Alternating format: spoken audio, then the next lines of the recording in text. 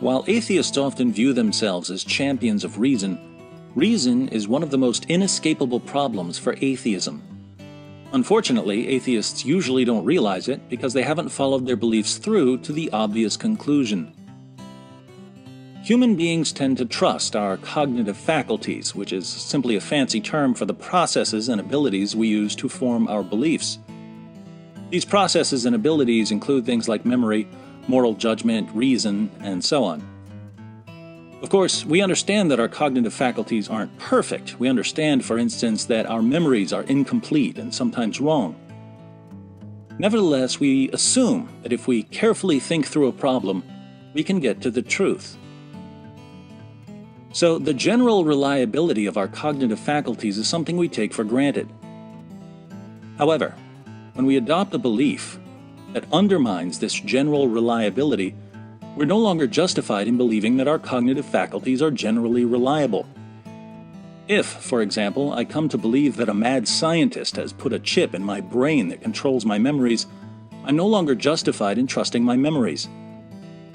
If I become convinced that a psychiatrist has spent years hypnotizing me and manipulating my moral judgments, I'm no longer justified in trusting my moral judgments. Atheism is one of the beliefs that undermine the general reliability of our cognitive faculties. Here I mean atheism in the strong sense of naturalism, the view that the natural world is all that exists. In a softer sense, an atheist could simply reject the God of traditional theism while believing in some lesser deity.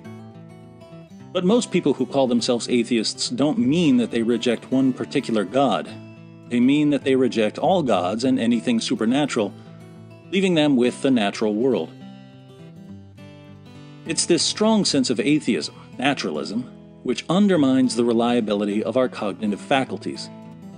To understand why, let's consider a few remarks by some of the great minds of the past.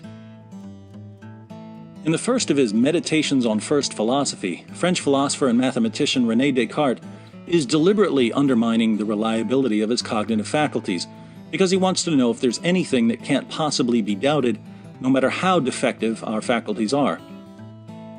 Descartes says that an omnipotent deity, if he wanted to, could deceive us all the time. But then Descartes anticipates an objection. What if an atheist says, "I don't believe in God or demons, so there's no powerful being that could be deceiving me"? Descartes quickly dismisses the atheist by insisting that the weaker the cause, the weaker the effect. He writes, "Perhaps there may be some who would prefer to deny the existence of so powerful a God rather than believe that everything else is uncertain. Let us not argue with them, but grant them that everything said about God is a fiction. According to their supposition, then, I have arrived at my present state by fate, or chance, or a continuous chain of events, or by some other means. Yet since deception and error seem to be imperfections, the less powerful they make my original cause, the more likely it is that I am so imperfect as to be deceived all the time." In other words, if my cognitive faculties are the result of natural processes, I clearly can't say that they were intended to get me to the truth. So what kind of confidence can I have that my reason isn't constantly leading me astray? The Scottish philosopher David Hume has a partial response. According to Hume, we can keep our reasoning well grounded by limiting it to everyday affairs where our experiences serve as a constant check on our reasoning. But this means that we should recognize our limitations and avoid reasoning about matters that go beyond our experience. Hume says, "The imagination of man is naturally sublime, delighted with whatever is remote and extraordinary, and running, without control, into the most distant parts of space and time in order to avoid the objects which custom has rendered too familiar to it. A correct judgment observes a contrary method, and avoiding all distant and high enquiries, confines itself to common life and to such objects as fall under daily practice and experience, leaving the more sublime topics to the embellishment of poets and orators, or to the arts of priests and politicians." Since the claim that God doesn't exist or that the natural world is all that exists are paradigm examples of claims that go far beyond our daily experience, the only reasoning we should employ on such topics is attempting to show people that they don't really know what they're talking about, Hume did precisely this against theism in his dialogues concerning natural religion, but it's important to note that he would have taken a similar stance against naturalism. Human reason, according to Hume, just isn't equipped for such matters and should therefore remain silent on them. In Part 8 of the dialogues, Hume presents a simple theory of evolution to account for the appearance of design in nature.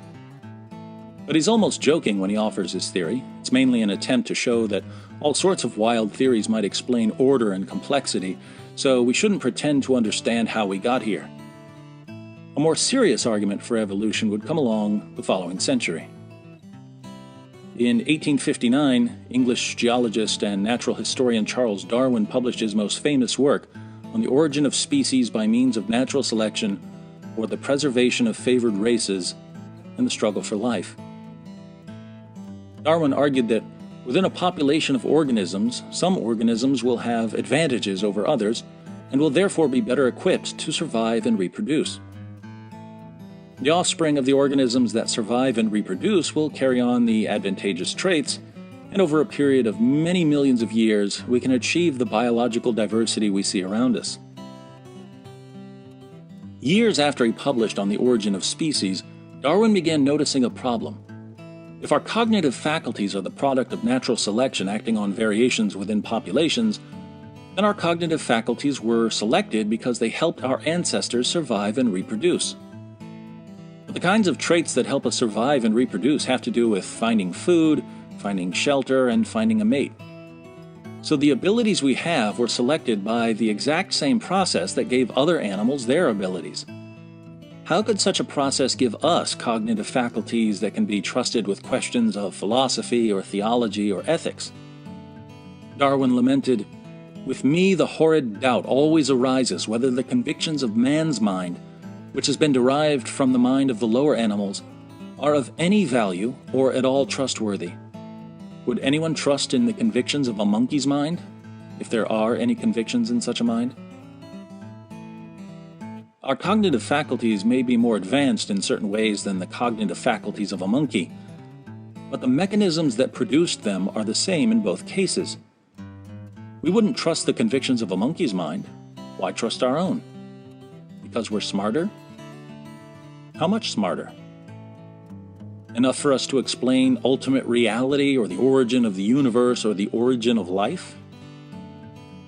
How in the name of common sense can we trust our mutant berry-finding ability to do things that go vastly beyond what it was selected to do?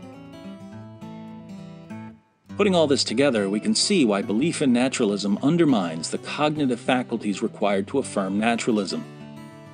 As Darwin eventually noticed, if our faculties were selected to find food and find a mate, we have no basis for trusting our convictions, and this obviously includes the conviction that the natural world is all that exists. So, if we affirm naturalism, we have to reject naturalism. If naturalists choose to dogmatically cling to naturalism, even though it can't possibly be defended, then taking the advice of Hume, they would do well to limit their reasoning to tasks immediately related to everyday life. And following Descartes, if naturalists aren't happy being so confined by their weak cause, perhaps it's time to believe in a more powerful cause. For more on the argument from reason, click on this epic video.